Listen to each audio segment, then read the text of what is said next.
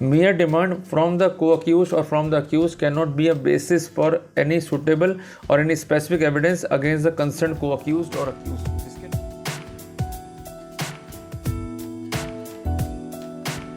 साथियों नमस्कार। आज प्रिवेंशन ऑफ करप्शन एक्ट पर एक इम्पॉर्टेंट टॉपिक पर अपन चर्चा करेंगे। फर्ज कीजिए किसी मामले में दो मुलजिम हैं और दोनों पे चार्ज है कॉन्स्पिरेसी का और रिश्वत लेने का और रिश्वत मांगने का।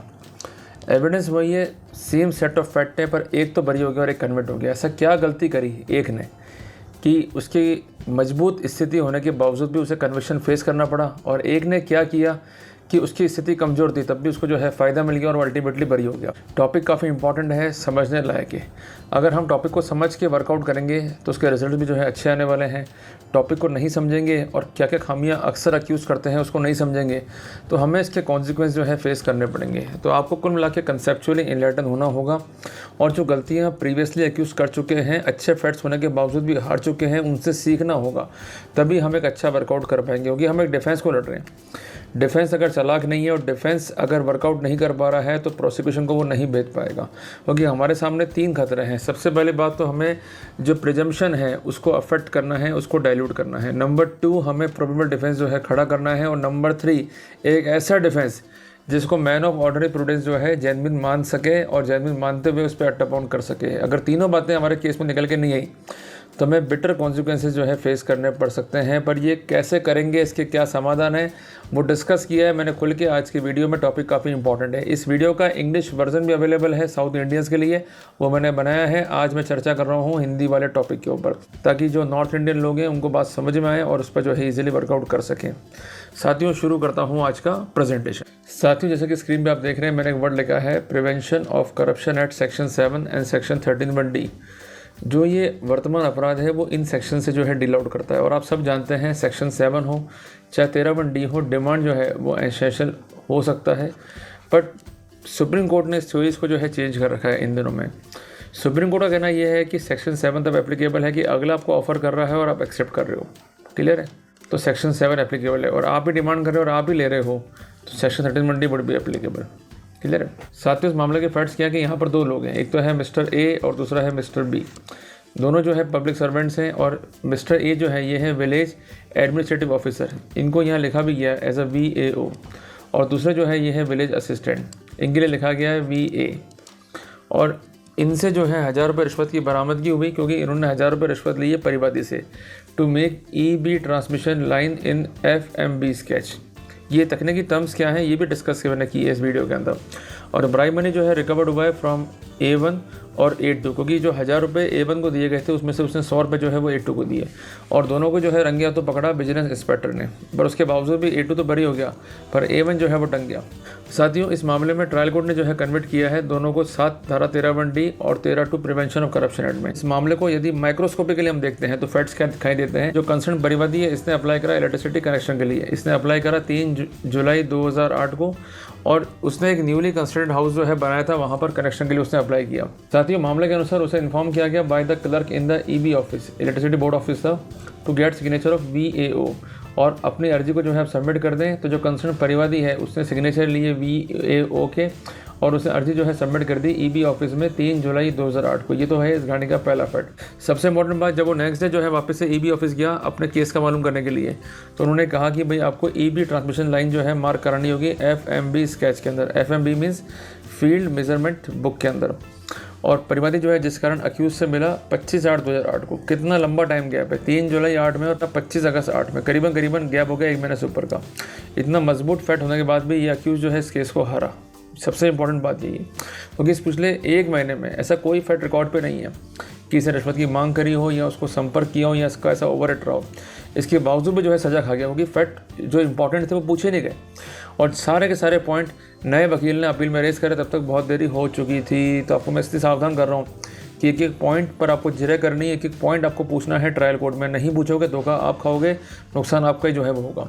इसका कहना है कि जब मैं मिला तो A1 ने जो है डिमांड किया 1000 rupees for marking the EB transmission line in the FMB, और उसके बाद जब उसने शो करी इनेबिलिटी तो उसने कहा मैं काम भी नहीं करूँगा आपका। उसके बाद 27/8 को वापस से मिला और उसने कहा कि भैया अमाउंट आप कुछ कम कर लो, मैं देने को तैयार हूँ, पर इसने कहा मैं अमाउंट कम नहीं करूँगा, आपको काम कराना कराओ, नहीं कराना मत करो। अल्टीमेटली फिर गया विजिलेंस के पास में और विजिलेंस ने सेम डे जो है कार्रवाई को आनंद फानंद में जो है रजिस्टर्ड कर लिया और उसके बाद जो है ट्रैप जो है ले डाउन हुआ और ट्रैप के बाद जो है इनसे अमाउंट रिकवर हुआ और अल्टीमेटली ये दोनों जो है चार्जशीट हो गए। ये तो है इस केस का बेसिक फिट। ट्रायल कोर्ट ने दोनों को जो है कन्विट कर दिया, फिर मामला जो है अपील में गया। अब अपील में वकील ने मेहनत तो खूब करी, पर जब ट्रायल कोर्ट ने केस ही कमजोर लड़ा होगा तो वकील भी क्या करेगा अपील कोर्ट का। उसने कुछ बिंदु रखे जो काफ़ी अपीलिंग करते हैं और काफ़ी मजबूत थे। उनका कहना है कि जो ये अर्जी है डिफेक्टो कंप्लेनेंट की which is given for EB connection is marked as exhibit 7। Trial court ने एक इंपॉर्टेंट फैक्ट जो है इस सिनेरियो में नोट डाउन नहीं करा कि there is no signature of EB official और सील ऑफ ईबी डिपार्टमेंट, जिस कारण जो ये वर्क है वो पेंडिंग था या नहीं था उससे हम अनुमान नहीं लगा सकते। देयर इज़ नो इंडिकेशन कि ये एप्लीकेशन जो है रिटर्न हुई या उस अर्जी का क्या फेट हुआ। तो फंडामेंटल फैक्ट जो था पेंडेंसी ऑफ वर्क का वही एब्सेंट है जो मोटिव को जनरेट करता है और मोटिव डिमांड का इंडिकेशन है। तो फाउंडेशन फैक्ट अगर एब्सेंट है तो इस सिनेरियो में बेनिफिट मिलना चाहिए अक्यूज को। उनका ये भी कहना था कि जो कंसर्न परिवादी है जब ये अक्यूज से मिला तो उसके डॉक्यूमेंट सब जारी किए गए, उससे कोई भी डिमांड जो है अर्लियर नहीं किया गया, तो इस अमाउंट को मांगने का प्रश्न ही उत्पन्न नहीं होता। और तीसरा इंपॉर्टेंट फैक्ट था कि there is no allegation regarding the illegal demand as far as accused number 2 is concern. Case क्या है कि अक्यूज नंबर 1 ने 1000 रुपये मांगे, 1000 रुपये लिए और उसमें 100 रुपये जो है वो अक्यूज नंबर 2 को दे दिए, तो उसका तो कोई डिमांड ही नहीं है। और डिमांड जो है वो साइन को नॉन है, mere recovery of money can not connect the accused with the crime. उनका कहना है कि अक्यूज नंबर 2 जो है इसकी कोई डिमांड नहीं है और ना ही उसने कोई मनी जो है रिसीव किया है परिवादी से। Mere demand from the co accused और from the accused can not be a basis for any suitable और any specific evidence against the concern co accused और अक्यूज, जिसके लिए उन्होंने सेक्शन 30 इंडियन एविडेंस एक्ट पर भी जो है एम्फेसाइज किया। सबसे इंपॉर्टेंट बात साथियों यहाँ पर ये थी, उनका कहना कि कोई इंडिपेंडेंट कॉर्पोरेशन नहीं है और जो ये शेडो विटनेसेस हैं दे आर हाईली इंटरेस्टेड। इसके अलावा सस्पिशियस हैं एविडेंस के बयानों में और अक्यूज को जो है वो दोष मुक्त किया जाए। साथियों यहाँ पर कोर्ट ने फैक्ट और सर्कमस्टेंसेस का जो है अध्ययन किया। कोर्ट ने लिखा कि इसमें गवाह एग्जामिनेड हुए और यहाँ पर डिफेंस की ओर से स्टेटमेंट रिकॉर्ड हुए, पर डिफेंस ने कोई गवाह नहीं रखे अपने। डिफेंस ने एक मोड अडॉप्ट किया है प्रोसिक्यूशन को हिट करने का, उसको कहते हैं examination of the witness of the prosecution to raise the probable defence. ये बिल्कुल जायज़ मोड है, इसको करने से आप प्रोसिक्यूशन के विटनेस में डाउट क्रिएट कर सकते हैं और जो प्रिजम्पशन है उसे भी खंडित कर सकते हैं अगर प्रोसिक्यूशन ने फाउंडेशनल फैक्ट्स को प्रूव कर दिया है तो। साथियों यहाँ पर कोर्ट ने कहा कि अक्यूज नंबर 1 और अक्यूज नंबर 2 जो है गवर्नमेंट ऑफिशियल्स हैं, इसमें कोई डाउट नहीं है। सबसे इंपॉर्टेंट बात जो परिवादी है उसका कनेक्शन था और कनेक्शन उसने अप्लाई करा, ये फैक्ट भी डाउटफुल नहीं है। सबसे इंपॉर्टेंट बात कि जो भी एप्लीकेशन था वो 2 जुलाई 2008 का है और उसके साथ डॉक्यूमेंट्स लगाए गए हैं, ये भी चीज़ जो है डाउटफुल नहीं है। पर जो अक्यूज़ का डिफेंस है ये बड़ा ही घातक हो गया उसके लिए, क्योंकि अक्यूज़ एक तरह तो कहता कि मैंने काम जो है कर दिया है और ऑन द काउंटर कह रहा काम पेंडिंग नहीं और ये काम करना बिल्कुल पॉसिबल नहीं था। तो ये डिफेंस थ्योरी को कोर्ट ने नाम दिया contradictory defence and it is rightly affected the defence theory which is taken by the concern counsel at trial court. तो कोर्ट ने लिखा कि जो ट्रायल कोर्ट ने ये इस बारे में फाइंडिंग दी है कि defence is contradictory and can not B relied upon, ये बिल्कुल सही वर्जन दिया है। सबसे इंपॉर्टेंट बात कि भले ही पहले पैसा नहीं लिया हो, पर सबसे इंपॉर्टेंट बात कि जो बात की रिकवरी है उसको डिनाई भी कहाँ किया। ये तो वो थ्योरी लेता है कि भाई पैसे जो है ठूस के चले गए या पैसे फेंक के चले गए, पैसे जो है टेबल पर रख गए, मेरी जानकारी में नहीं था, पर अक्यूज खुद ही कहता है कि मेरी पॉकेट से रिकवर हुआ है। जब रिकवरी प्रूव्ड है और रिकवरी को डाउट क्रिएट नहीं किया गया है तो इस सिनेरियो में ये नहीं कह सकते कि रिकवरी इज़ डाउटफुल एंड उसको जो है हम डिस्कार्ड कर सकते हैं। क्योंकि आपको एक बात समझनी है कि जो बेसिक लॉ है वो है Neeraj Dutta versus state of NCT का, जो कहता है कि एविडेंस चाहे डायरेक्ट हो चाहे सर्कमस्टेंशियल हो, केस को प्रूव कर सकते हैं। पर यहाँ पर सर्कमस्टेंशियल एविडेंस पे ना तो कोई इम्पीचमेंट है और ना ही कोई विरोधाभास है। तो कोर्ट ने बोला कि जब तक कोई विरोधाभास नहीं है तो इस कंडीशन में ये नहीं मान सकते कोई भी वर्जन जो प्रोसिक्यूशन का है वो झूठा हो या उसको गलत रूप से जो है इम्प्लीकेट किया गया हो। कोर्ट ने फैसले में क्या लिखा, there is nothing on the record to show that accused neither demanded nor accepted और the money has been thrusted, this theory has not been taken। तो अगर आप कोई थ्योरी लेते ही नहीं हो तो फिर कैसे फायदा मिलेगा आपको। और जो अक्यूज नंबर 2 था उसके सिनेरियो में कोई डिमांड ही नहीं है, उसने लिए अक्यूज नंबर 1 से ये फैक्ट जो है एडमिटेड है।